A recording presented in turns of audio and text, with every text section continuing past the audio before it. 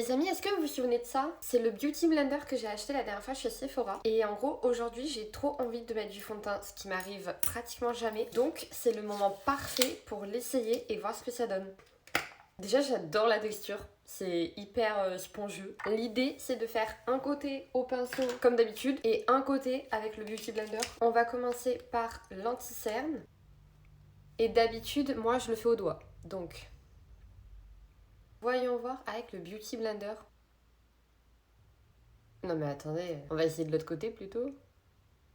Non mais ça étale rien, c'est quoi cette histoire? Bon, déjà je vous avoue, pour l'anti-cerne, je suis pas hyper fan du rendu. J'ai du mal à appliquer. Attendez, mais il faut que j'en remette du coup. Je sais pas si vous voyez, ça me fait une sacrée trace. Je sais qu'il y en a qui mouillent l'éponge. Moi j'ai pas du tout humidifié mon éponge. Alors est-ce que c'est ça qui fait que ça s'étale pas bien? En tout cas, pour l'anti-cerne, c'est pas du tout approuvé. Genre...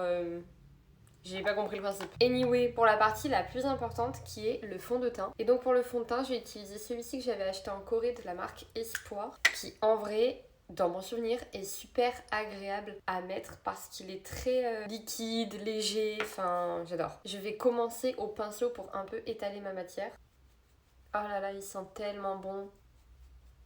Ok, donc ici on est sur un rendu au pinceau. Comme vous voyez, j'ai fait ça très légèrement. Vous savez que la dernière fois que j'ai testé ce make-up, j'étais dans un Gauchy One de 5 mètres carrés et demi sans fenêtre, on se souvient. C'était hyper compliqué de voir le rendu. Et ben là finalement, que je suis en plein jour, je trouve qu'il est quand même hyper léger. J'adore cette couvrance très légère. Et maintenant, on va passer au Beauty Blender. À savoir que le Beauty Blender, je sais également qu'il y en a qui l'utilisent pas directement sur la matière parce que ça absorbe trop et qu'après ils ont du mal à l'étaler, mais plutôt après avoir passé le pinceau pour mieux faire pénétrer en fait le produit dans les pores et que la couvrance soit plus parfaite. Nous, on va essayer les deux, écoutez. Oula, non mais déjà c'est pas du tout pareil le rendu. Est-ce qu'on voit une différence en vrai? Honnêtement, est-ce que vous notifiez une différence? Je suis pas du tout convaincue. La seule différence que je vois à l'œil dans le miroir et que je pense qu'on ne voit pas sur la caméra, c'est que ici, au niveau des pores de la joue, effectivement, là ça fait mieux combler que ici avec le pinceau.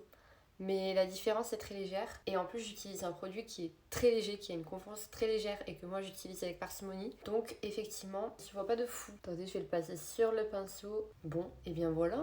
Voilà. Qu'est-ce que vous en pensez? Préférez avec le pinceau ou avec le Beauty Blender? Très honnêtement, je vois pas de différence en fait. J'ai acheté ça mais... je ne vois pas la différence. En tout cas, n'hésitez pas à écrire en commentaire ce que vous en pensez et aussi comment vous faites parce qu'il y a moyen que j'ai pas compris l'utilisation du Beauty Blender en fait. Voilà!